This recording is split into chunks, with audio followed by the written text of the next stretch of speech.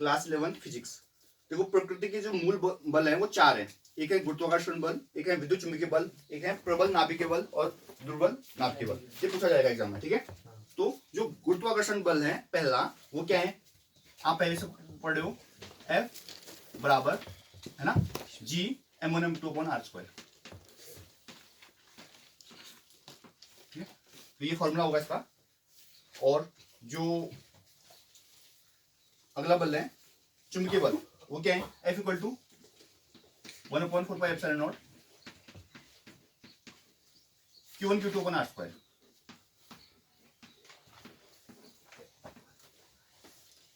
ये है चुंबकीय विद्युत चुंबकीय बल। हालांकि इसमें जो क्वेश्चंस आते हैं वो पूछता है कि ज्यादा प्रबल कौन सा बल है और कम प्रबल कौन सा है, ठीक है। तो सबसे कम प्रबल जो है वो गुरुत्वाकर्षण बल है, ठीक है। सबसे कम प्रबल कौन सा बल है, सबसे अधिक प्रबल कौन सा है, प्रबल नाभिकीय बल। प्रबल नाभिकीय बल सबसे ज्यादा प्रबल है। उससे दूसरे नंबर पर आता है विद्युत चुंबकीय बल जो ज्यादा प्रबल है। तीसरे नंबर पर आता है दुर्बल नाभिकीय बल और सबसे कम प्रबल है जो वो गुरुत्वाकर्षण बल। तो पेपर में जब आएगा सबसे कम प्रबल बल कौन सा है, तो आप लिखेंगे गुरुत्वाकर्षण बल, ठीक है। और सबसे अधिक प्रबल बल प्रबल नाभिकीय बल। क्लियर है। एक नंबर में पूछ सकते हैं आपसे।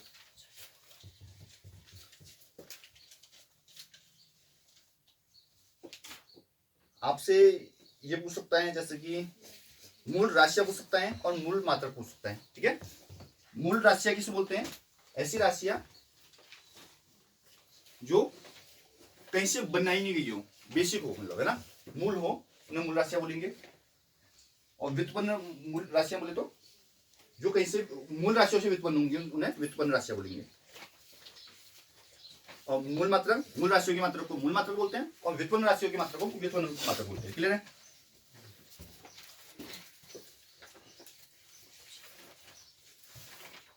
अब मूल राशियां कौन सी होती है और मूल मात्रक क्या होते हैं। तो मूल राशियां हैं द्रव्यमान जिसका मात्रक है किलोग्राम, लंबाई जिसका मात्रक है मीटर, समय जिसका मात्रक है सेकंड, ताप जिसका मात्रक है केल्विन, ज्योति तीव्रता जिसका मात्रक है कैंडिला, विद्युत धारा जिसका मात्रक है एम्पियर और द्रव्य की मात्रा जिसका मात्रक है मोल। इसके अलावा दो पूरक मात्रक भी होते हैं, है ना, पूरक राशियां भी होती है। पहला है समतल कोण जिसका मात्रक है रेडियन और दूसरा ठोस कोण जिसका मात्रक है स्टेरेडियन, ठीक है।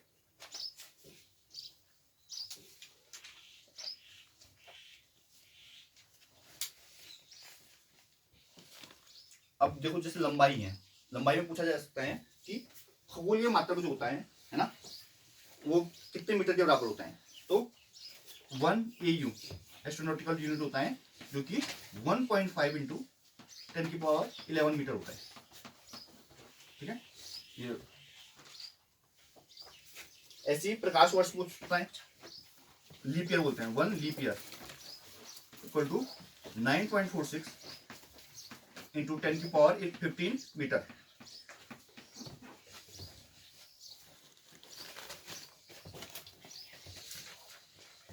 अब जो मोस्ट इंपोर्टेंट क्वेश्चन है पूछ सकता है मीटर छड़, वर्नियर कैलिपर और पेच मापी या गोल मापी का अल्पतमांक कितना होता है, ठीक है। एक नंबर में पूछ सकता है। तो मीटर छड़ का जो अल्पतमांक होगा वो होगा 10⁻1 मीटर, ठीक है। जो लिखवा रहा हूं नोट करना।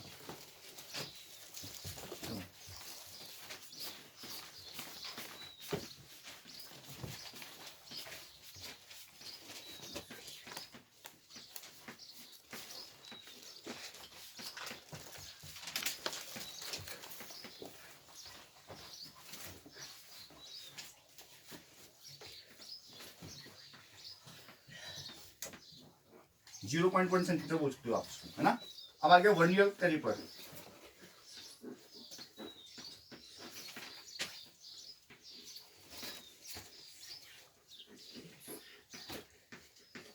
वर्नियर कैलिपर्स का अल्पतमांक जो है वो क्या हो जाएगा, 0.01, ठीक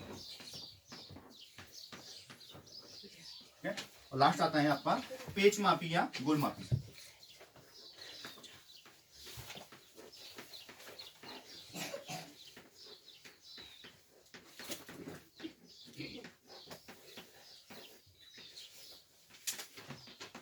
कितना हो जाएगा, 0.001 हो जाएगा।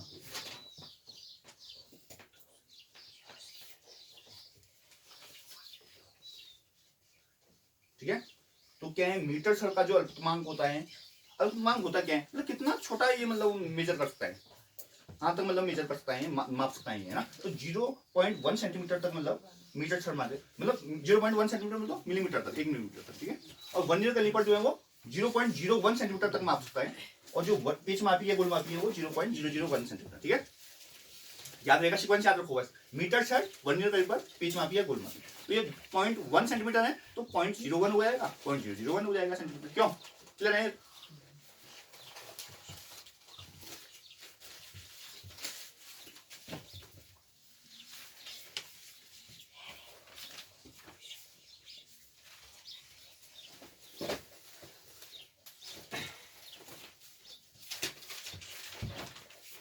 हाँ, अब देखो आपके पेपर में पूछा जाएगा कि मात्रक बताइए, ठीक है। जैसे कि एग्जांपल लेते हैं, पूछ लिया तुमसे दाब का मात्रक क्या होता है, दाब का मात्रक लिख लो, पास्कल होता है। हाँ, इसलिए पेपरों में पूछा गया है नहीं।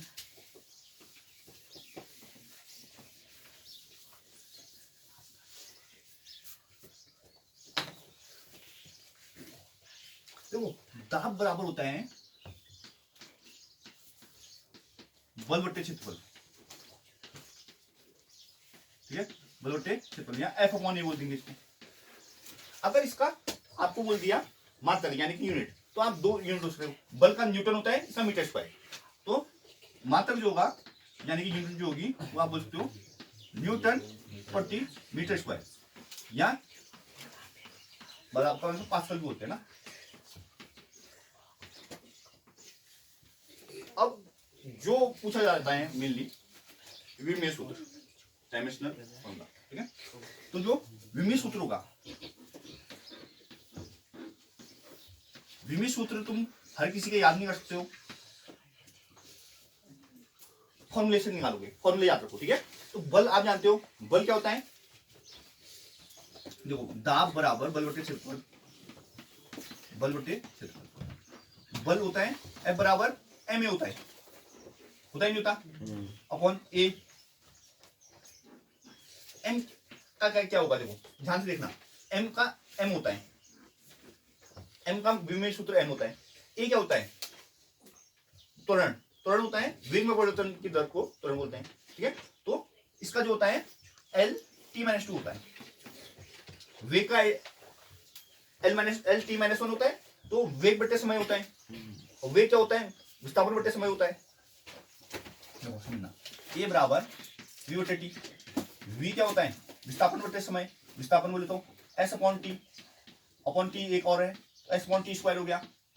s क्या है, एक दूरी है, दूरी का क्या होता है l होता है, और टी स्क्वायर का नीचे में है तो ऊपर जाएगा माइनस टी होगा, इतना समझ में आया ना।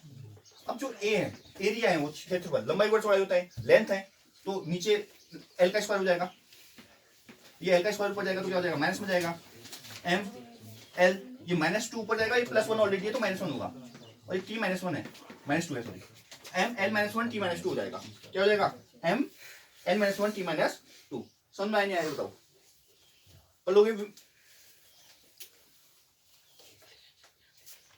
तो ये विमीय सूत्र पूछेगा,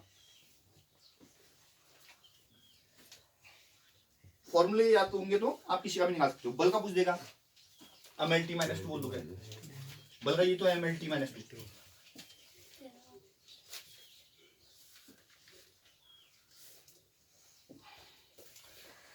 एक चीज और पूछता है पेपर में कि एक जूल को अर्ग में बदलो, ठीक है, या न्यूटन को डायन में बदलो।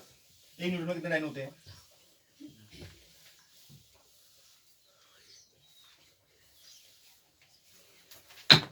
देखना। अगर एक मात्रक से दूसरी मात्रक में बदलोगे तो फॉर्मूला लगेगा n1 बराबर n2 m1 बट्टे m2 की पावर a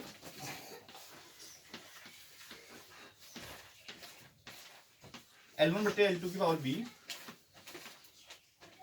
और T1 बट्टे T2 की पावर, ये फॉर्मूला लगेगा। तुम क्या करोगे, एक पद्धति से दूसरी पद्धति में कन्वर्ट कर दोगे, ठीक है। मतलब कहने वाले में जो तुमको दिया होगा उस पद्धति के यूनिट रखोगे, और जो दूसरा दिया होगा उसकी पद्धति के यूनिट रखोगे, और कितना आता है वो पता नहीं है तुमको, तो वैल्यू ब्लैंक छोड़ दोगे, क्लियर है। तो हो जाएगा ये तो बता रखा है 1 न्यूटन में 10 की घात 5 न्यूटन वो डाइन होता है 1 newton equal to 10 to the power 5 dyne. ये कई बार एक नंबर में पूछ लेता है 1 न्यूटन में कितने डाइन होते हैं, तो आप बोलोगे 10 की घात 5। 1 जूल में कितने अर्ग होते हैं, 10 की घात 7।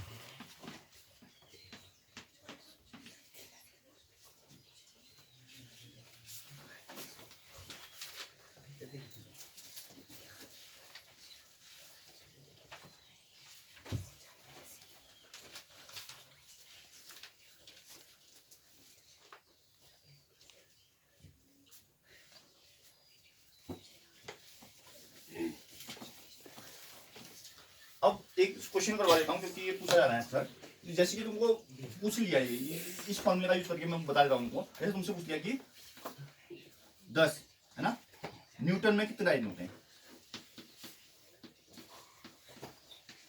अगर पूछ लिया 10 न्यूटन में क्या होते हैं कितने डाइन होते हैं, तो आपको पता होना चाहिए न्यूटन जो है बल का मात्रक है पहले तो, और बल में क्या क्या जरूरी होता है। एम एल टी वो किस में होते हैं, कौन सी यूनिट में होते हैं, किलोग्राम में होते हैं, ग्राम में होते हैं, मीटर में होते हैं, सेंटीमीटर में होते हैं, टाइम किस में होता है, समझो ये इंपोर्टेंट है यहाँ पर। अगर ये समझ में आ गया तो आपका काम खत्म, ठीक है। तो आपको समझना पड़ेगा, देखो बल जो होता है ना, बल का सूत्र कहते हैं F बराबर m। इससे निकलेगा आपकी विमी सूत्र। इससे क्या निकलेगा, विमी सूत्र। विमी सूत्र आप सभी को पता होना चाहिए बल का। वैसे देखो बता भी नहीं उसको समझा रहा हूँ। देखो m का m होता है और a जो होता है वो LT - 2 MLT - 2 हो गया। इतना समझ में आया। अब क्या करेंगे, इसकी वैल्यूज पुट करेंगे, ठीक है। अब तुमको ये पता होना चाहिए जो बल है ना वो SI पद्धति का मात्रक है, मतलब MKS पद्धति का मात्रक है। जो द्रव्यमान होगा वो किलोग्राम में होगा नहीं इसमें, और जो लंबाई होगी किसमें होगी, मीटर में होगी। समय तो दोनों में चलो सेकंड में होता है, ठीक है। तो आपको क्या करना होगा, जो वैल्यूज दी रखी है, ठीक है, वैल्यूज दी रखी है, देखो ऊपर से आपको फॉर्मूला लगाना पड़ेगा इसमें। जैसे कि N2 बराबर आपको 10 दिया है न्यूटन में, क्लियर है। अब देखो ऊपर से M1 बट्टे M2, M1 क्या है इसमें केजी में, और ऑब्वियसली बात है जो डाइन है वो ग्राम में होगा नहीं होगा, बताओ, क्योंकि वो CGS का है ना, और की पावर A बोल रहा है। A क्या है यहाँ पर, देखो यहाँ पर M1 है, क्लियर, M का मात्रक। दूसरा L1 बट्टे L2, L1 किसमें होगा, वो मीटर में होगा, और डाइन वाला किसमें होगा, सेंटीमीटर में होगा। की पावर कितनी होगी, देखो यहाँ पर कितनी है, 1 है। और तीसरा क्या है, सेकंड, ये भी सेकंड में होगा, वो भी सेकंड में होगा। की पावर क्या है, -1।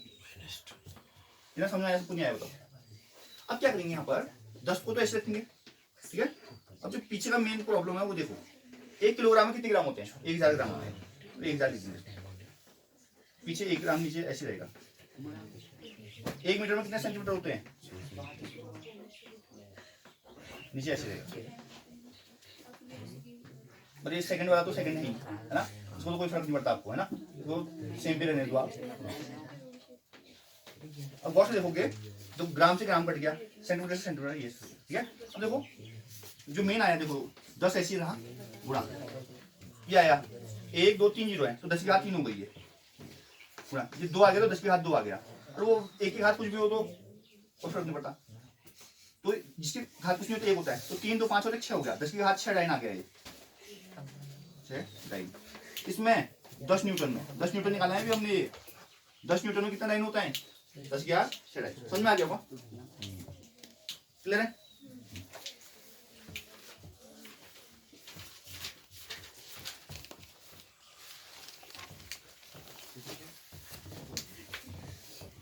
अब थोड़ा सार्थक समझते हैं, ठीक है, सार्थक समझते हैं।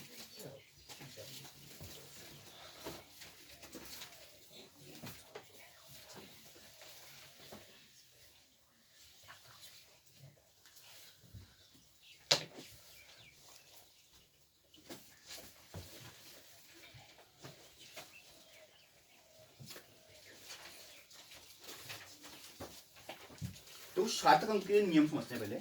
सभी अशून्य अंक सार्थक अंक, नंबर सारे के सारे सार्थक अंकों में काउंट होंगे। अशून्य अंक मतलब शून्य नहीं होंगे। अशून्य अंकों के मध्य सभी शून्य सार्थक अंक, अशून्य अंक हैं, नंबर्स हैं, उनके बीच में अगर 0 भी लगे हैं तो वो भी सार्थक अंकों में काउंट होंगे, ठीक है।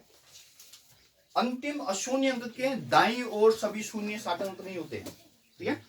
अशून्य अंक है और उसके दाईं ओर संख्या लिखी है तो सार्थक अंक में काउंट कीजिए। जैसे एग्जांपल लेते हैं, 20 में कितने सार्थक अंक हुए? एक ही होगा। किसी दशमलव बिंदु के दाईं ओर अशून्य अंक के बाईं ओर स्थित सभी शून्य सार्थक अंक नहीं होते, ठीक है।